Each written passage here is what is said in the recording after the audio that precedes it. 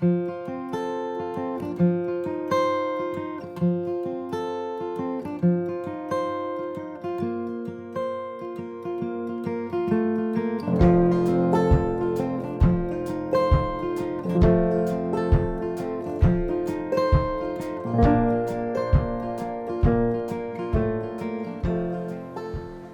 still was what we call the submarine type still, the big, what, about 900 gallons a piece, something like that, stills that were more the modern stills, so to speak, the later stills. They were the big bats that run by gas or fuel oil for the heating. Most of those big stills were not necessarily along a creek where you normally associate finding a still. They pumped water up from the creek.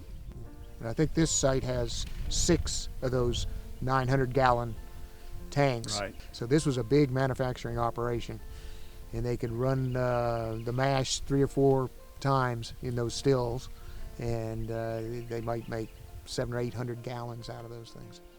One of the myths about moonshining is they always show you this in a mason jar, and as you can see, there's 5-gallon jerry cans. That's what they used to transport the whiskey, because mason jars break pretty easily. Yeah.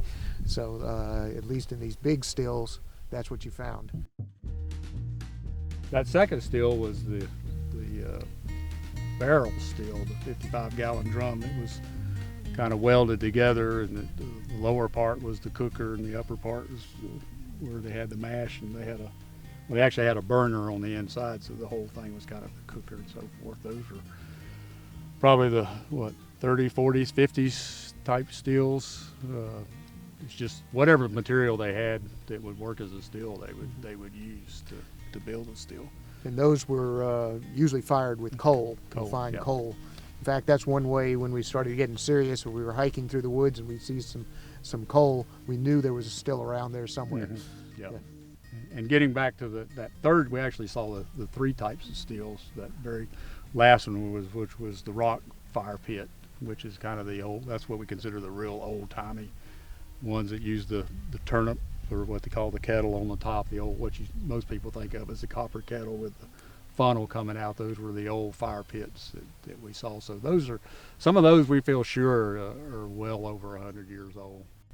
We found a couple areas that we call ambush sites, and there wouldn't be a still around it, but there'd be a bunch of 5-gallon jerry cans or 2.5 gallon cans where they were bringing the whiskey out, and maybe the revenuers were laying in wait and jumped out and arrested them and busted all the cans and threw them over the side. Those are interesting too. Mm-hmm.